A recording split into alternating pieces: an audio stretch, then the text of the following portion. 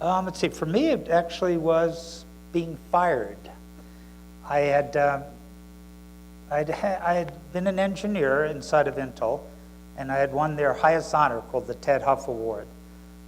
And I'd been given a check for $1,000 and a plaque. And I had asked Andy Grove, the CEO, if I could have some equity in the company. And he told me that engineers don't get equity in the company, only managers and vice presidents get equity in the company. So I told him I quit. And that's like a week after getting the award. And I went to become an entrepreneur as the head of engineering at a small company.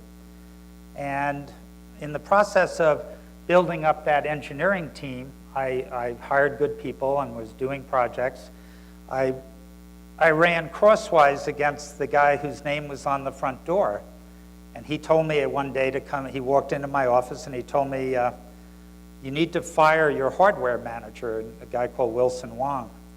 And I said, why? And he said, blah, blah, blah. And I said, nah, I'm not going to fire him.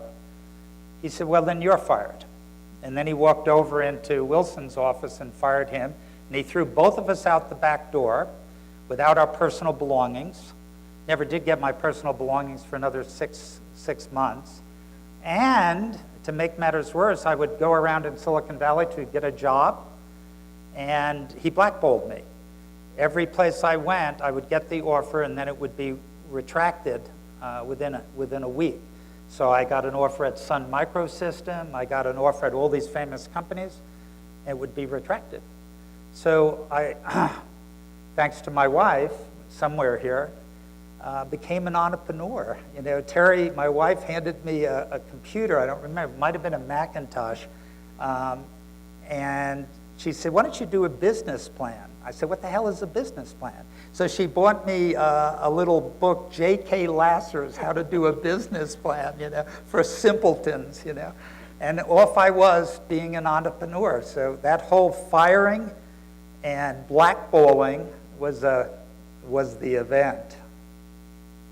I think this is working. Is this working okay? For me, I just had the benefit a couple of weeks ago of giving a talk on this subject up at Missoula at the Rotary to about 40 high school students. And it was on the importance of graduation. But to answer the question specifically, it was really from my parents and my childhood. And it's not so much as a hard luck story, but you know, I mean, that's not the point. The point is I watched my parents work very hard. They had nothing.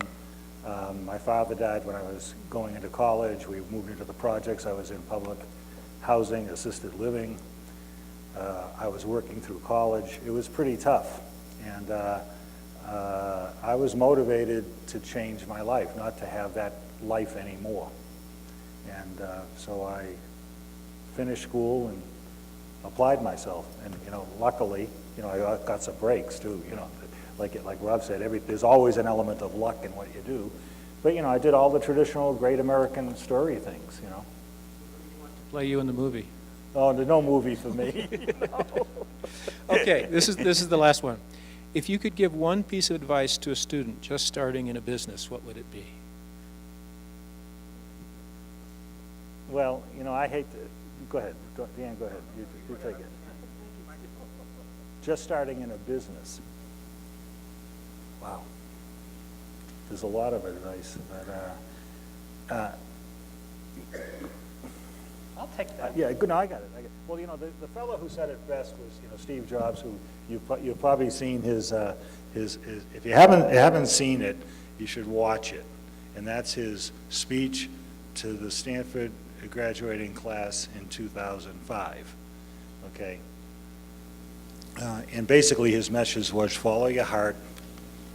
You know, don't live your life don't live somebody else's life, basically. And, you know, listen to what goes on in here. I have a lot more I could add to that subject, but I think he said it better than I could ever say it, you know, so that'd be my advice.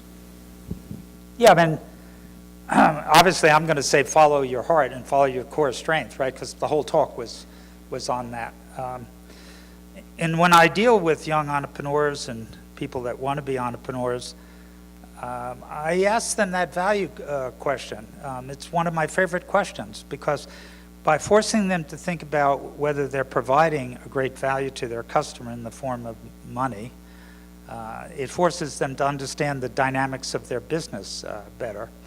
And it's not an easy question for them to answer, and I would tell you, if I ask 100 entrepreneurs that question, probably 99 of them don't have a clue. But the one that does have a clue and answers it precisely, those are the ones that I'm on the board of directors of, and those are the ones that I'm mentoring.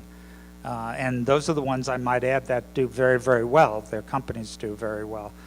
So if I had one thing to advise them as in an entrepreneurial way is do the value equation.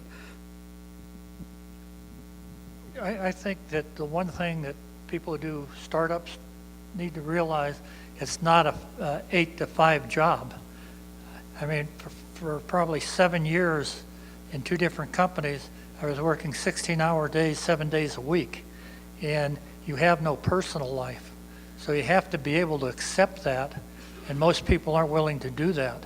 So you have to know that that's out there and really be able to accept it, otherwise you're going to fail, because somebody else will put in those hours and those days.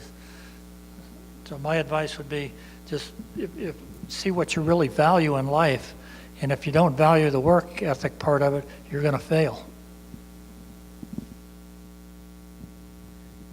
If I may, I think one of the best things a student could do is hang around with guys like this.